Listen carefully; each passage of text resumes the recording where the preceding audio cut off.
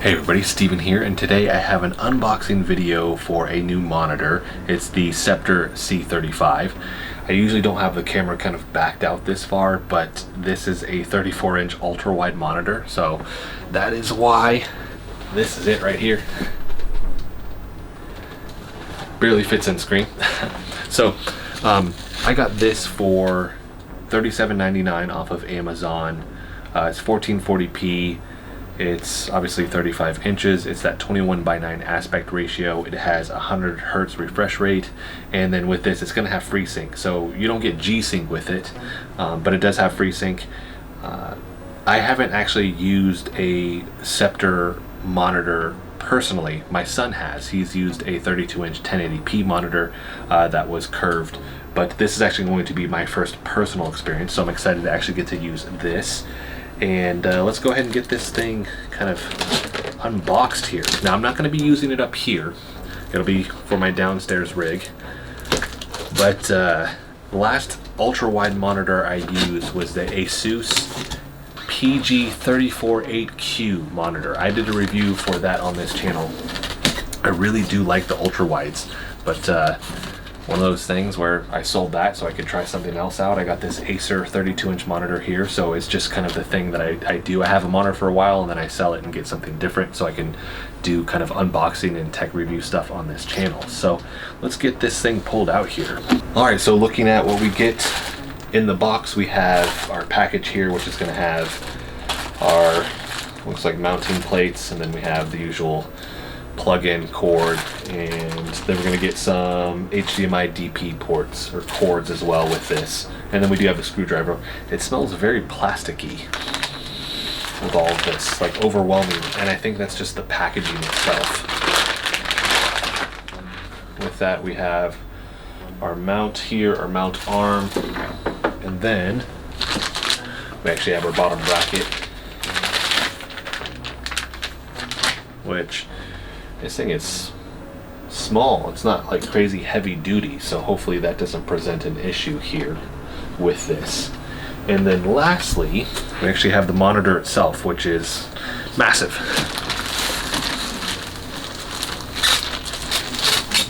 Alright, let's get this plastic off of it.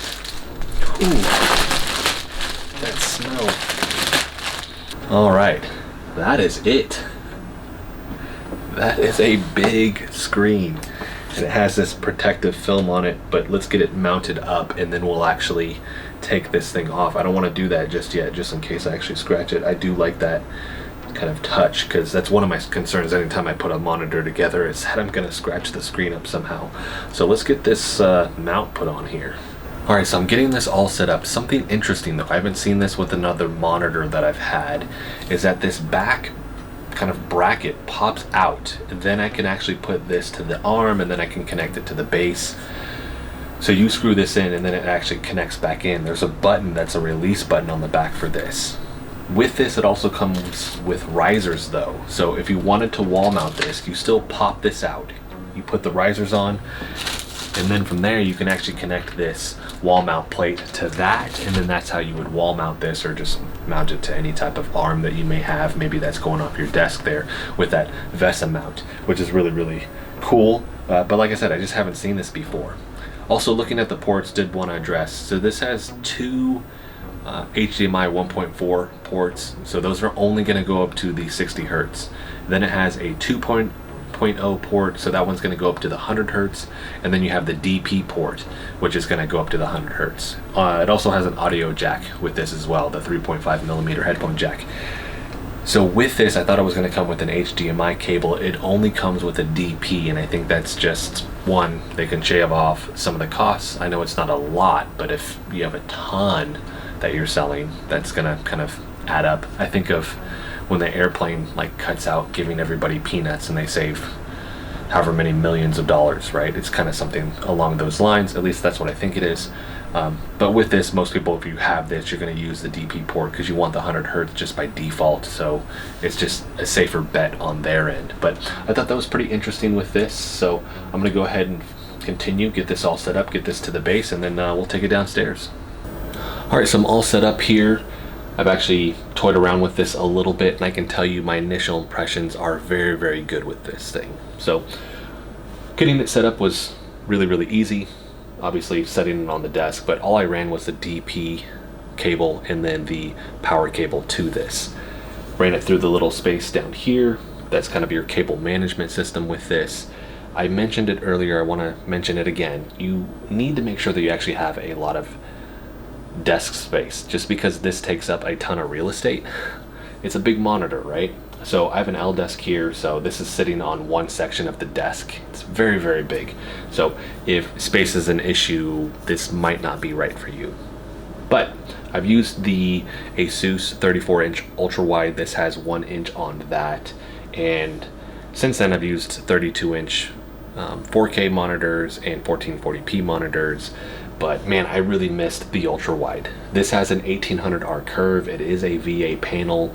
The 100 hertz runs really, really smooth. It's just, overall my experience has been really good. Now I've only had this for this one day and I need to spend more time with it. But like I said, my initial impressions really, really good with this, especially considering the price point. Now on the back, you do have some lighting. It's not RGB, it's just red. So that is something, I don't know if that's gonna mean a bunch to you, but you could always just put strips on the back. And with that, really, that kind of highlights one of the things that they've done with this panel, which is they've kind of trimmed off all that extra stuff. You don't have RGB lighting with this. You do have some lights, but it's just the red. You don't have G-Sync with this. So G-Sync uses the module, so you're shaving off $100 to $200 with that. And it just has FreeSync. Also with this, a big thing that could potentially be a drawback. This only tilts. You can't do a height adjustment. I mean, you can't swivel it. There's none of that. It literally is, it tilts back 15 degrees and then it can come forward 5. That's it. Now you can get a VESA mount if you want to do that, but considering this is a 35-inch monitor that's got a decent amount of weight to it, that's an extra cost. So it's $379.99. After taxes, $410. Now I'm layering on $60 to $100, let's say. That puts you in the $500 range. You're pretty close to buying something that has a lot of those features. So just something else to consider with this. For me, it's not a big deal. It's a good height. And I have a little bit of forward tilt, and that's about it with this. And if I was going to do anything, maybe down the road I might do a VESA. I might want to do one over here. Honestly, I've been thinking about that. If not, I'd just put this on a box if that was an issue. But for right now, it's a really good height for me. But like I said, I wanted to actually tell you guys about that. So it also doesn't have speakers. It has a 3.5mm headphone jack. All the other monitors that I've been reviewing and unboxing lately, they all have speakers with them. But this one does not. But honestly, I've never used them. It's always a bonus. It's really cool that it has it, so maybe something's going on and I'm just going to use that. But honestly, I'm usually using a headset or I'm using my Logitech G560 speakers. So I could just use speakers with this if that was a big enough deal. So something else that it just, like I said, they got rid of those options, so that's how they bring that price point down. And then the last one, which is a bigger deal for me, and I always look for it on monitors, there is no USB expansion with this. So you're not getting 2, 3, or even 4 with this, which is usually what I'm looking for. All my monitors typically have 3 to 4, but you don't have any of that with this. So that is a downside, but like I said, the price point, considering you're not paying $600, $700, $800, $900 for an ultra-wide monitor, I think that's a compromise that is worth potentially taking for somebody. So just wanted to mention that. Now, once I actually got this plugged in, you do have to go into the Nvidia control panel. So by default, this is going to be set to 60 hertz. You need to change it, set it to 100. Beyond that, setting FreeSync, you just do it in the menu down here. The menu is very, very bare bones. So we have this, and then you just scroll down to System, and then from there, I do have Overdrive on, which is what allows it to do the 100 hertz, and then we have FreeSync, and FreeSync right now is on. Typically, with this, I've seen most of my monitors by default, it's just turned on, but with this one, you have to turn it on. I played some games. I played Subnautica Below Zero, and I played Doom. Didn't realize that it wasn't turned on. didn't have any problems, and then turned it on, and the Nvidia control panel went ahead and turned on the G-Sync compatibility. Once I switched it over to FreeSync, it just by default did that, and then I had a ton of problems. I don't know if there's a workaround. I need to spend more time with this, but something else to be mindful of if you actually experience that. It just made it crazy choppy. So it was all over the place. So I actually ended up turning the G-Sync compatibility off, left the FreeSync on, had no problems. Now I've mentioned this with other videos. I've used the Asus actually has G-Sync. I use the Acer Predator that has G-Sync. I like G-Sync. Is it worth it? Most of the time I'm not seeing any huge amount of screen tearing, so I'm never really having any problems. FreeSync has always worked fine for me. I've had more problems turning on the G-Sync compatibility than not, so I usually don't even mess with it. The games run really smooth, so I've never had a problem with that. But if you really are dead set on G-Sync, obviously this isn't going to be for you, but personally it's not worth it in my opinion. Now, you're a competitive gamer or something like that, and you want that competitive edge, and you're like, I notice even the most subtle amount of screen tearing or anything like that, I get it, but I think for the average person, it's not going to be a big deal. Leave FreeSync on, it runs really smooth. Now, the 100 hertz, that I don't think I could use a monitor at 60. I used the 4K at 60, it was okay, but at that point I'm playing so slower games, so it's just about the immersion of it, and it just looks really good. I don't think with this, especially if it was just 60 hertz, I wouldn't buy this monitor. 100 is like the bare minimum at this point. I've just gotten so used to it. So 100 is the bare minimum. 120 is that next kind of step up. 144 is just like, I think that's the new standard in my opinion, at least for me. I have a 240 hertz laptop, and then the G7, the Samsung G7 that I'm getting in, that'll be 240 hertz.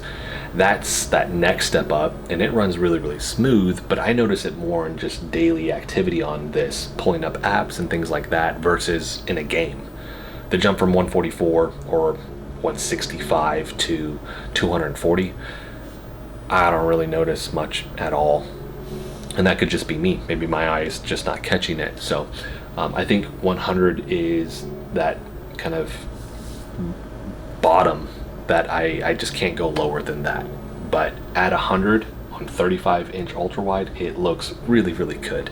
Like I said, I hopped into Doom and ran really smooth. Subnautica Below Zero played really good as well. And I want to try a bunch of other games with this, but I'm just happy to be back in the ultra-wide space. Now, if you're a content creator, editing videos is phenomenal on an ultra-wide, but if you're going to upload any content, and this is why I moved back to the 16:9 from the 21:9, the ultra-wide back to just the regular monitor, the 32-inch. It's, if you want any type of in-screen annotation, if you want to put those thumbnails and link them to other videos, YouTube doesn't support 21:9. Keep that in mind. So what ends up happening is you have this ultra wide monitor, and then you're recording in 16:9, so you got these black bars on the side. That just kind of defeats the purpose, right? So that's why I probably will end up putting the Acer upstairs down here when I get the Samsung. That'll go here, and then I may end up getting a VESA mount and put this over here. So if I need to record, I can have my 16:9 here, and if I'm just going to play on my own and I want to use ultra wide, I'll just turn over here and I'll use it right there. So that's kind of what I'm thinking, but I want to spend more time with this. Like I said, initial impression, I'm very impressed with this. The 1440p resolution, the VA panel, because of the coloring and all of that, looks really good. Not horrible angles. The 100 hertz, all huge upsides, and the price.